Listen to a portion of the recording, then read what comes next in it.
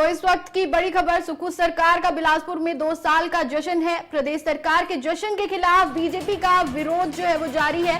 शिमला में आज राज्यपाल को ज्ञापन सौंपने बीजेपी पहुंची है। राज्य सरकार की नीतियों के खिलाफ ये ज्ञापन जो है वो दिया जा रहा है। प्रदेश में बीजेपी ने जश्न के खिलाफ प्रदर्शन किया था। आज बीजेपी द्वारा राज्य सरकार की नीतियों और कार्यों के खिलाफ राज्यपाल को ज्ञापन सौंपा जा रहा है। मंगलवार शाम को आयोजित बीजेपी विधायक दल की बैठक में यह फैसला लिया गया। बीजेपी नेताओं का कहना है कि सुक्खू सरकार ने पिछले 2 वर्षों में कई मुद्दों पर जनता की अपेक्षाओं को पूरा नहीं किया। राज्य सरकार ने बेरोजगारी, महंगाई और अन्य महत्वपूर्ण मुद्दों पर काम करने में विफलता दिखाई है और चुनाव से पहले दी गई गारंटियों को पूरा नहीं किया। बीजेपी का यह भी कहना है कि कांग्रेस सरकार की नीतियों और फैसलों के कारण प्रदेश में आर्थिक संकट जो है वो गहरा गया है और आम आदमी को इसका खामियाजा जो है वो भुगतना पड़ रहा है। बीजेपी ने आरोप लगाया है कि कांग्रेस सरकार ने अपने वादों को पूरा करने में कोई भी ठोस कदम नहीं उठाए और जनता को सिर्फ आश्वासन ही दिया। इसी कारण बीजेपी ने राज्यपाल को ज्ञापन सौंपने का निर्णय लिया है और बीजेपी जो है वो ज्ञापन सौंपने के लिए पहुंच गई है। राज्यपाल से मुलाकात करने के लिए बीजेपी पहुंच गई है। प्रदेश सरकार के जश्न के खिलाफ लगातार उनका विरोध जारी है और इसी को लेकर शिमला में आज राज्यपाल को ज्ञापन सौंपने के लिए बीजेपी पहुंच चुकी है। तो इस खबर पर ज्यादा जानकारी के साथ शिमला से हमारे संवाददाता कामेश्वर शर्मा हमारे साथ जुड़ गए हैं। कामेश्वर, सुक्खू सरकार के 2 साल का जश्न जो है वो आज मनाया जा रहा है। इसी को लेकर राज्यपाल को ज्ञापन सौंपने पहुंची है बीजेपी। क्या कुछ ये पूरा मामला है? कौन कौन से नेता जो हैं वो ज्ञापन सौंपने के लिए राज्यपाल के पास पहुंचे हैं आज?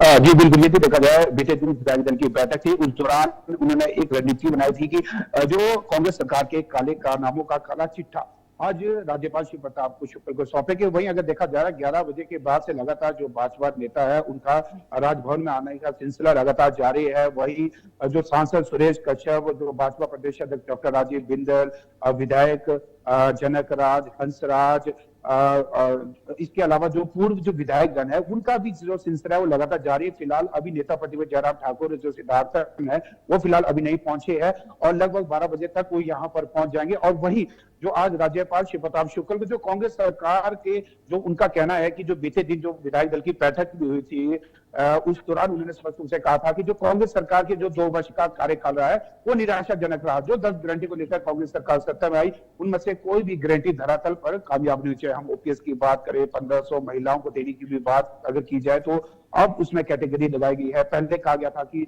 सभी महिलाओं को जो 18 वर्ष से लेकर 56 के बीच 60 वर्ष के बीच की आयु है उन सभी महिलाओं को 1500 रुपए दिए जाएंगे, लेकिन अब कुछ महिलाओं को दिया जा रहा है। वहीं अगर हम बिजली की बात करें तो जो 125 यूनिट थी और कांग्रेस ने कहा था कि हम 300 यूनिट बिजली मुफ्त में देंगे, उसमें भी अब जो साधन संपन्न जो लोग हैं उन्हें वो नहीं, उनसे वंचित रहना पड़ा था। ऐसे में जो नेता प्रतिपक्ष जयराम ठाकुर ने बीते दिन स्पष्ट रूप से कहा था कि जिस तरीके से जो ये कांग्रेस सरकार जो 10 गारंटी को लेकर सत्ता में आई थी उनमें से अगर एक भी गारंटी जो धरातल पर देखा जाए कोई भी कामयाब नहीं हुई है।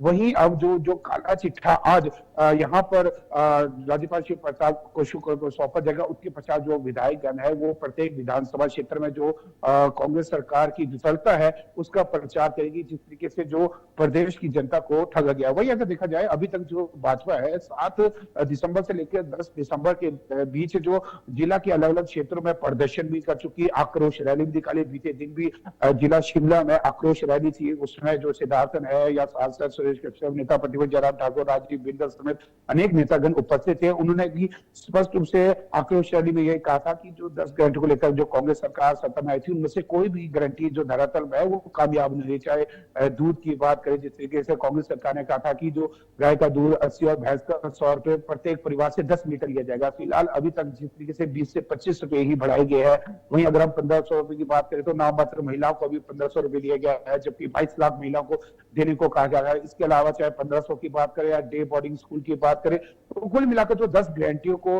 लेकर जो कांग्रेस सरकार सत्ता में आई, इसको लेकर जो पहले दिन से ही जो भाजपा है वो इसको लेकर जनता के बीच आ रही है। और वही अब देखा जा रहा है कि 18 जो दिसंबर है उस दौरान शीतकालीन सत्र तपोवन में शुरू किया जाएगा। उस दौरान भी भाजपा ने रणनीति बनाई है कि उस दौरान भी तपोवन में विशाल धरना प्रदर्शन किया जाएगा। अगर देखा जाए पिछले वर्ष भी जो तपोवन में धरना प्रदर्शन आक्रोश रैली भाजपा की ओर से निकाली गई थी और प्रत्येक दिन चाहे वो दूध की किसान का रूप धारण करके आए, 1500 रुपए हाथ में लेके आए, यानी कि जो 10 गारंटी है उन्हें याद दिलाया गया था शीतकालीन सत्र तपोवन में। वहीं अब जो 18 को जो विधानसभा सत्र शुरू होने जा रहा है, शीतकालीन सत्र, उस दौरान भी भाजपा ने पूरी रणनीति बना दी है कांग्रेस को घेरने के लिए। इसके लिए भी बीते दिन जो जिला पार्क में जो बैठक हुई थी विधायक दल की, उसमें यह रणनीति की गई थी।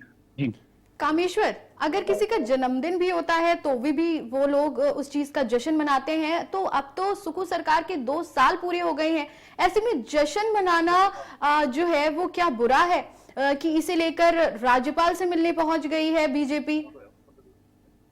जी, अगर देखा जाए, जैसे कि जो नेता प्रतिपक्ष जयराम ठाकुर की बात करें, डॉक्टर राजीव बिंदल की, उन्होंने कहा कि यदि कोई कांग्रेस सरकार की उपलब्धि हो तो जश्न मनानी बनता है। लेकिन जो प्रदेश में जो कांग्रेस सरकार 10 गारंटी को लेकर आई, उनमें से कोई गारंटी पूरी नहीं किया। अगर विकास की बात करें तो विकास भी नामात्र किया गया है। और जहां पर जो भाजपा के कार्यकाल के दौरान जो शिक्षा संस्थान खोले गए थे, कांग्रेस सरकार जब से सत्ता में आई तब से जो शिक्षा संस्थानों को बंद किया गया, 1000 से अधिक जो शिक्षा संस्थान है वो बंद किया गया। हिम केयर योजना, सहारा योजना, बीते दिन भी नेता प्रतिपक्ष जयराम ठाकुर ने कहा था कि जो हमारी सरकार है, लगभग 25,000 लोग ऐसे थे जिनको सहारा योजना के तहत जो 3,000 रुपए प्रति माह दिए जा रहे थे, लेकिन जब कांग्रेस सरकार सत्ता में आई उसके बाद उसे बंद कर दिया गया। ऐसे में जो 25,000 जो सहारा योजना के पात्र लोग थे, उन्हें भी काफी परेशानियों का सामना करना पड़ा। वही अगर हिमकेयर की बात करें, हिमकेयर योजना से बंद होने के चलते जिस तरीके से लोग अपना जो इलाज, जो 5 लाख की जो सुविधा कांग्रेस जो भाजपा कार्यकाल के दौरान दी जाती थी, उससे अब जो प्रदेश की जनता है उन्हें वंचित रहना पड़ा। इससे कहने तो कहीं प्रभाव पड़ा। तो नेता प्रतिपक्ष जयराम ठाकुर की बात करें या बिंदल की बात करें या अन्य जो भाजपा नेताओं की बात करें, उनका कहना यह है कि यदि सरकार सुचारू रूप से जो भाजपा के कार्यकाल के दौरान में जो योजना चलती उन्हें चलाती, या जो अपनी ही योजना उन्हें भी प्रॉपर ढंग से चलाती है, अपनी 10 गारंटी को लेकर भी धरातल पर कार्य किया था तो जश्न मनाया जाता था। ऐसे में ये जश्न किस चीज का, तो इसको लेकर जो भाजपा है वो लगातार उग्र आंदोलन में। जी कामेश्वर, बहुत बहुत धन्यवाद आपका इस खबर पर जानकारी के लिए। तो हिमाचल में जो सुक्खू सरकार है उसके 2 साल का कार्यकाल पूरा हो गया है और इसे लेकर जो है बिलासपुर में जश्न मनाया जा रहा है, लेकिन बीजेपी इसका विरोध कर रही है और राज्यपाल से मिलने के लिए पहुंच गई है। तो चलिए